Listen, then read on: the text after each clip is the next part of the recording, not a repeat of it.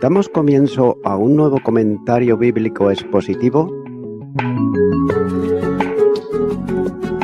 Servidores de Dios. Quien te habla es Manuel Cornejo. En esta ocasión estaré compartiendo sobre el libro de Génesis, en Génesis capítulo 7 versículo 1, donde dice: Dijo luego Jehová a Noé: Entra tú y toda tu casa en el arca, porque a ti he visto justo delante de mí en esta generación. En este capítulo 7 vamos a estar viendo ya los últimos días antes del diluvio. Y nótese cómo Dios había hablado con Noé casi 100 años antes, dándole instrucciones sobre el arca y también los animales y asegurándole que el diluvio llegaría a tiempo.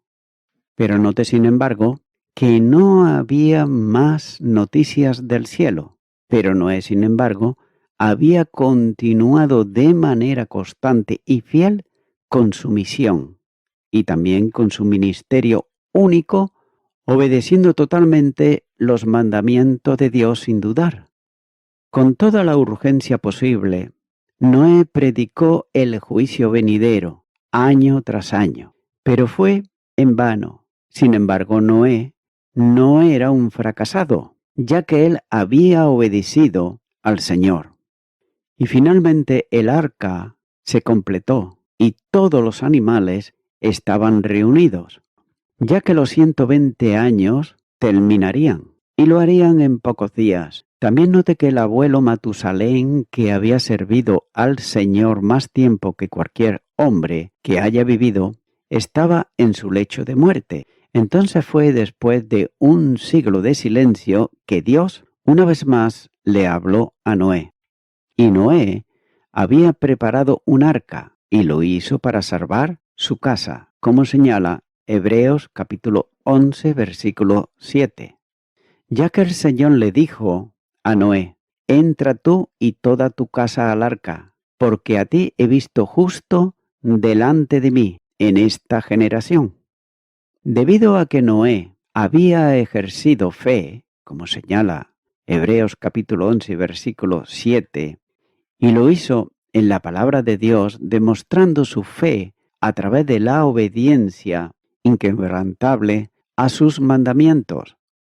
Por tanto, Dios lo vio y consideró justo, y es que por eso lo salvó a él y a toda su casa.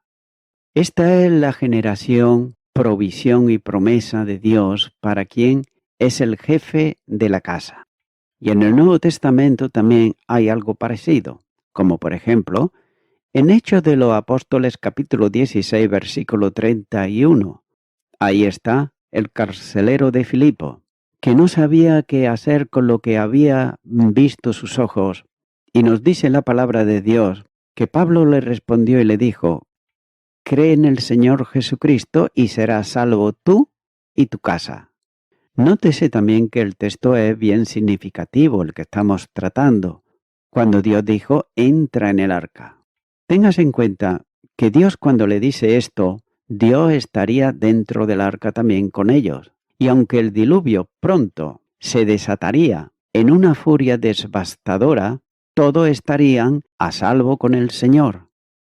Nótese que aunque fue debido a la fe y la obediencia de Noé, que Dios hizo la promesa con respecto a su casa, ya que cada miembro de esa casa también ejerció una fe salvadora.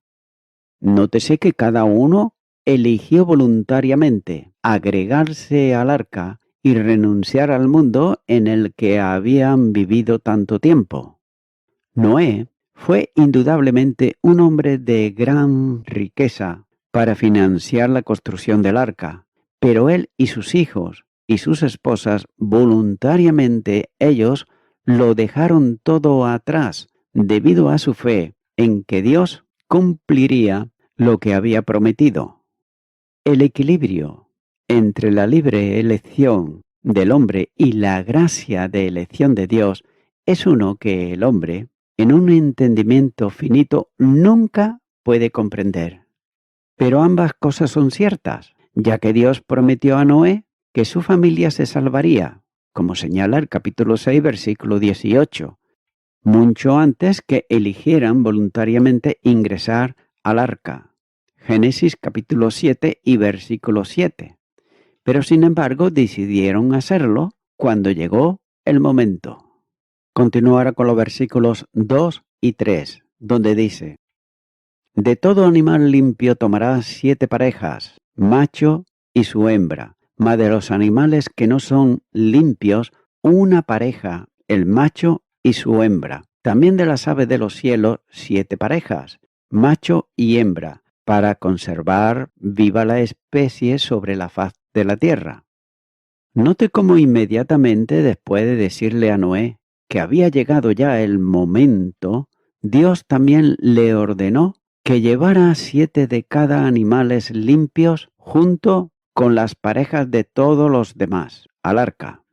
Y se lo dijo precisamente, como dice la palabra, para mantener viva las semillas sobre la faz de toda la tierra, es decir, la vida.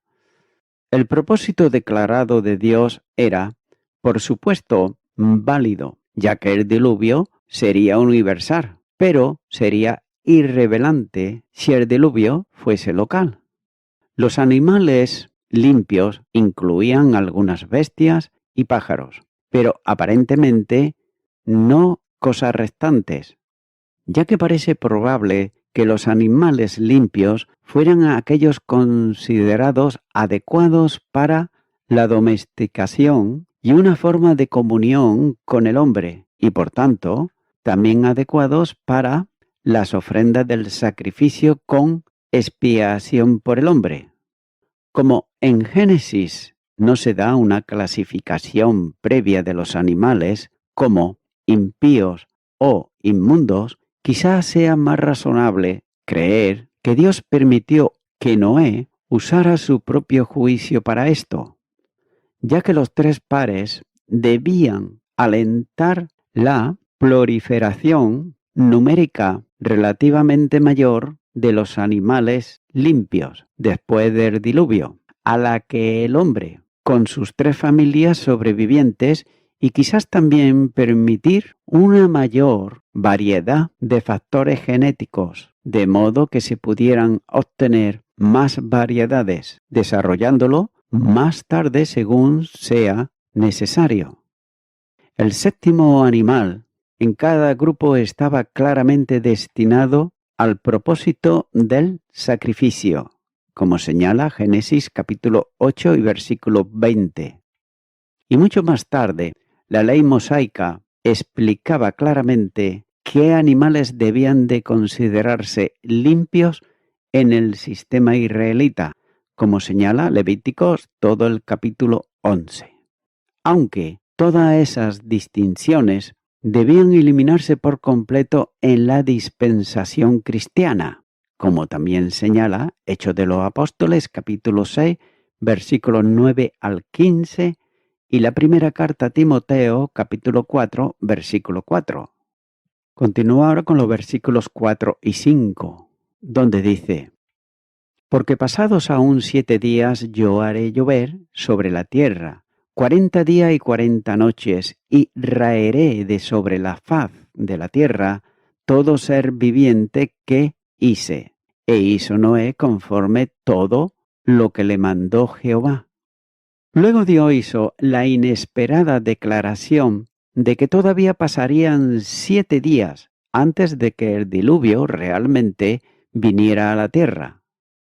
Este fue sin duda, sobre todo para todos los preparativos del último minuto de Noé, la instalación de los animales en sus puestos, la alimentación de ellos y así sucesivamente, y tal vez por una última advertencia al mundo de los impíos. Nótese que también fue el periodo de duelo después del entierro de Matusalén. Compárese, por ejemplo, con Génesis capítulo 50, versículo 10, donde nos dice la palabra de Dios: y llegaron hasta la era de Atad, que está al otro lado del Jordán, y endecharon allí con grande y muy triste lamentación. Y José hizo a su padre duelo por 7 días.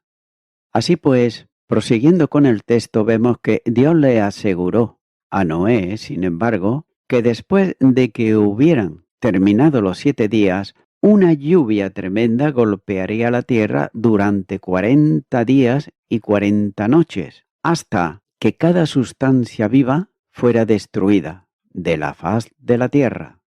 Y esta fue una lluvia mundial. Que dure 40 días sería bastante, por ejemplo, imposible en las condiciones atmosféricas actuales.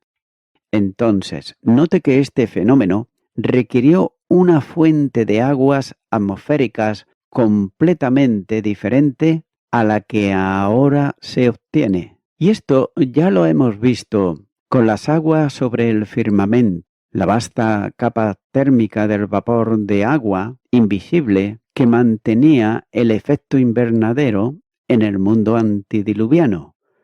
Estas aguas de alguna manera se condensarían y caerían sobre la tierra.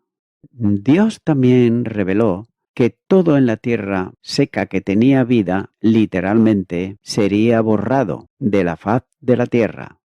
Téngase en cuenta que esto no iba a ser poca cosa, ya que la tierra estaría completamente limpia de su corrupción en este baño global del cielo, ya que las palabras traducidas cada sustancia viva significan literalmente toda existencia o todo lo que crece. Y este concepto no se limita simplemente a todo con el aliento de vida, sino que parece incluir plantas y también animales. Por tanto, el terreno iba a estar tan inundado y devastado que quedaría completamente estéril de vegetación.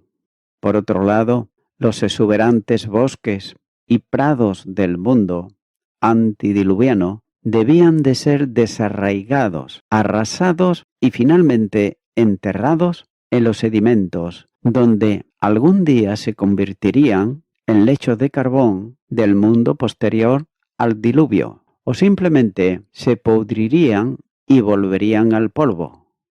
Cuando Dios terminó sus instrucciones, Noé procedió a hacer todo lo que Dios le ordenó, tal como lo había hecho durante más de 100 años.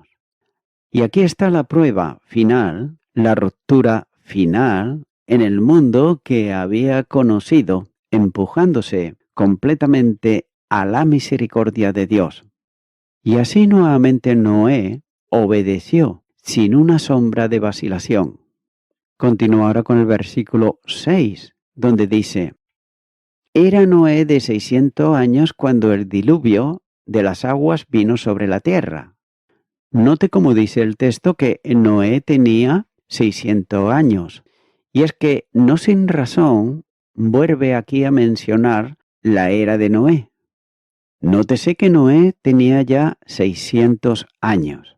Es decir, vemos aquí que Noé era ya viejo. Y la vejez, dicen algunos, que tiene algunos males, como es que vuelve a los hombres más indolentes y también malhumorados. Pero sin embargo, vemos aquí que la fe de Noé fue una fe que no le falló en ese tiempo de vejez, sino todo lo contrario, que siguió avanzando en su vida. Y como fue una gran y excelente fe la que Noé tenía en Dios, esta fe no languidece a través de los siglos sucesivos, ya que permanece y se agranda aún más, porque como nos dice el texto, siendo mandado por el Señor, él entró al arca y lo hizo inmediatamente. Y nótese que cuando Moisés poco después afirma que había entrado a causa de las aguas del diluvio, las palabras no deben de ser expuestas como si el torrente de las aguas lo obligasen a huir al arca corriendo, porque empezó a llover.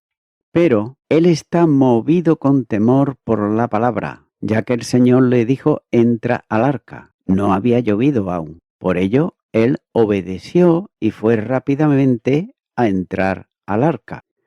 Por tanto, Noé percibió por fe la proximidad de aquel diluvio que todos los demás durante 120 años habían ridiculizado.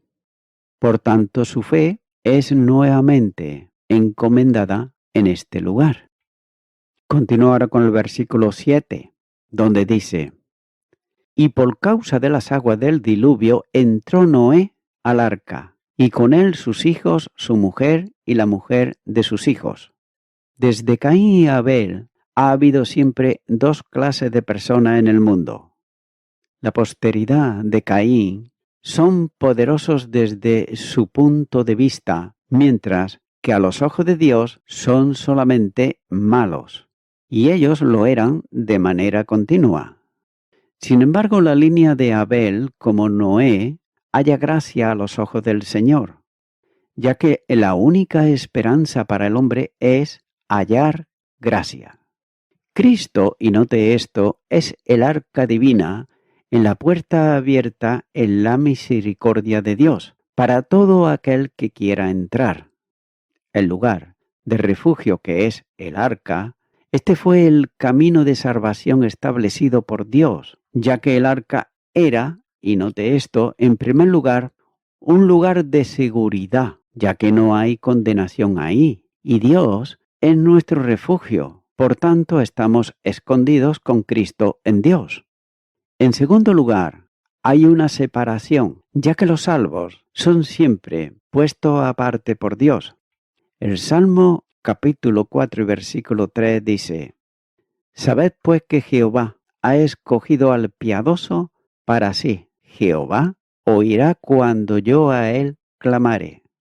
Nótese que debemos de estar separados del pecado y del juicio para ser testigos para él. En tercer lugar, en el Señor hay provisión, ya que todas las necesidades de Noé fueron provistas en su escondedero. Filipenses capítulo 4 y versículo 19 dice Pablo: mi Dios pues suplirá todo lo que os falta conforme a sus riquezas en gloria en Cristo Jesús. También podemos notar la invitación divina, es decir, la invitación de parte de Dios, ya que Dios dijo: entra. Esta es una invitación del mismo Dios que tiene que ver los hombres. Mateo capítulo 11 versículo 28 dice: venid a mí todos los que estáis trabajados y cargados, y yo os haré descansar. Nótese que esta invitación es actual también para el día de hoy. También podemos observar que algunos esta salvación la miran, ya que su interés lo lleva a echar una mirada, como se suele decir, echar un ojo pasajero a la gran provisión, pero téngase en cuenta que solamente es echar una mirada y nada más. También podemos observar que algunos hablan de ella y se muestran a sí mismos como curiosos y hablan de ella y muchas veces sin sentido porque no han leído la palabra de Dios, pero solamente son curiosos y habladores de los que oyen de otros, pero no de lo que experimenta. También podemos observar que hay una gran multitud, como en los días de Noé, que se burlan de ello. Y no solamente eso, sino que también con los testimonios de ellos hacen que otros no se acerquen a Dios. También podemos observar, por ejemplo, que Noé entró a la salvación, entró al arca porque él creyó por sí mismo y tomó ese paso decisivo. Y cada persona, cada hombre, cada mujer, la salvación es individual para cada persona. También podemos observar que su mujer entró. Téngase en cuenta que es triste cuando en un hogar está dividido acerca de esta importante cuestión. También observamos que los hijos entraron. Nótese cómo la promesa es para vosotros y para vuestros hijos. No solamente es para el cabeza de familia, que es el esposo, sino para la esposa y para los hijos, como es el caso de Noé, como era también el caso del carcelero de Filipo. Continúa ahora con el versículo 8, donde dice: de los animales limpios y de los animales que no eran limpios, y de las aves y de todo lo que se arrastra sobre la tierra. Este versículo nos está explicando lo que antes había sido dudoso. ¿De qué manera los animales fueron reunidos en el arca? Y dice que vinieron por su propia cuenta. Si esto le parece a alguien absurdo, que recuerde lo que se dijo anteriormente, y es que al principio toda clase de animales se presentaron a Adán para que él les pusiera nombre. Y en verdad tememos las bestias salvajes por ninguna otra causa que esta, que al habernos sacudido el yugo de Dios, hemos perdido esa autoridad sobre ellos con lo que Adán estaba investido. Y ahora fue una especie de restauración del estado anterior de cosas cuando Dios trajo a Noé aquellos animales que él pretendía que fueran preservados a través del trabajo y servicio de Noé. Porque Noé retuvo los animales indónitos en su arca, de la misma manera en que las gallinas y los gansos también se conservan en su gallinero. Y no se agrega superfluo que los animales mismos vinieron como Dios había instruido a Noé, porque muestra que la bendición de Dios descansaba en la obediencia de Noé, para que su labor no fuese en vano. Continúa ahora con el versículo 9, donde dice: de dos en dos entraron con Noé en el arca, macho y hembra, como mandó Dios a Noé. Dice la palabra que ellos entraron. Noé no tenía que ir a cazarlos, ni tampoco buscarlos, pero vinieron de acuerdo con el plan y propósito de Dios. Así, en cuanto a la salvación que es por Cristo Jesús, su pueblo estará dispuesto a venir a Él en el día en su poder, y lo harán con gran gozo, entrarán en el arca de su salvación. Continúa ahora con el versículo 10, donde dice: y sucedió que al séptimo día las aguas del diluvio vinieron sobre la tierra. Note cómo la semana de gracia pasa y comienza el gran juicio del diluvio. Debe de observarse que el autor de Génesis es muy meticuloso al proporcionar la fecha del diluvio. El diluvio, que fue un acontecimiento histórico, no un relato mitológico, tuvo lugar aproximadamente 1655 años después de la creación, según las fechas extraídas de la Biblia, tomadas de manera estricta. La expresión al séptimo día sería mejor traducirla como después de 7 días, es decir, después de 7 días, las aguas del diluvio vinieron. Dios había dado una semana de gracia, es decir, una oportunidad adicional. Durante ese tiempo, los animales entraron en el arca, pero también esos 7 días debieron servir como una llamada de atención para los hombres y mujeres que rehusaban creer.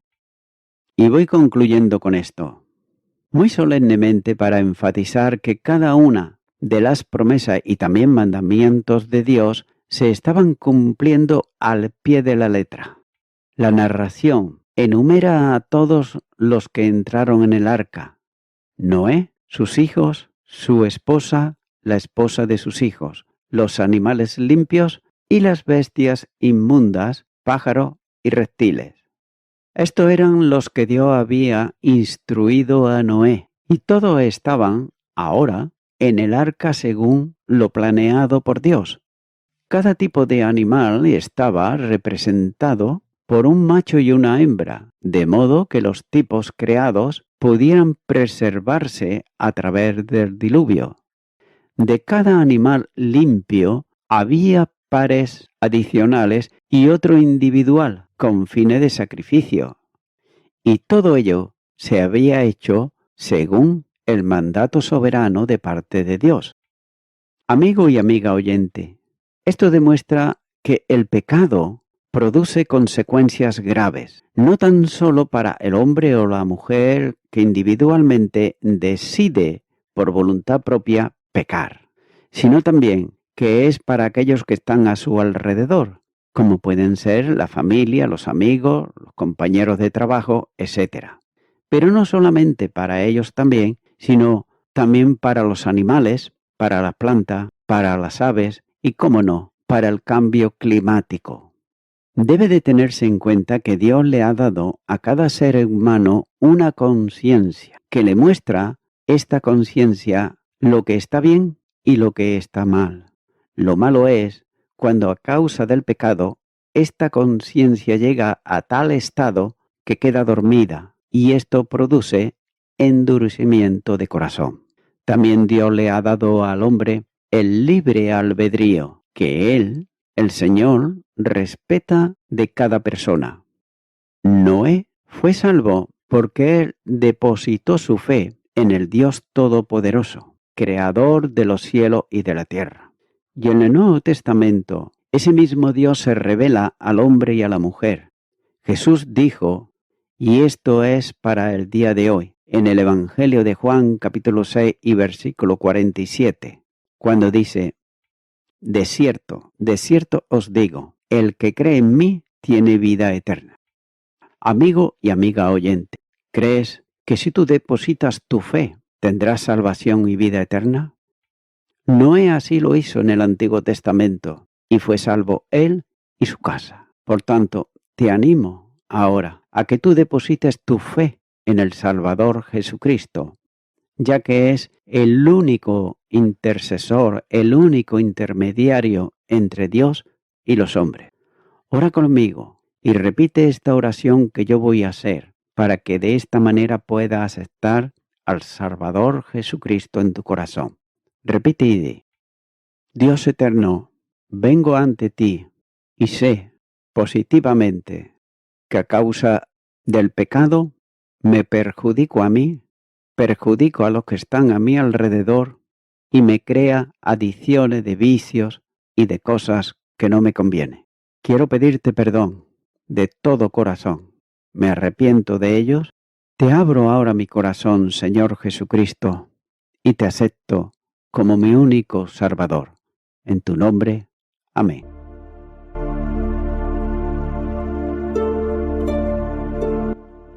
Amigo y amiga oyente, si tú has hecho esta oración de corazón, te recomiendo que comiences a orar a Dios, en primer lugar, en el nombre del Señor Jesucristo. Orar a Dios no es rezar, sino que es hablar con una persona. También te recomiendo que leas la palabra de Dios y lo hagas a diario. Comienza, por ejemplo, con el Nuevo Testamento. Y también, por último, te recomiendo que para que puedas crecer espiritualmente, te congregues en una iglesia cristiano-evangélica, donde se predique, se enseñe y se practique la sana doctrina y la palabra de Dios. Congrégate ahí y con el tiempo podrás crecer espiritualmente y también servir al Señor Jesucristo. Que Dios te bendiga. Y a toda la audiencia, nuevamente ya me estoy despidiendo de todos ustedes y será hasta el próximo programa. Que Dios os bendiga a todos.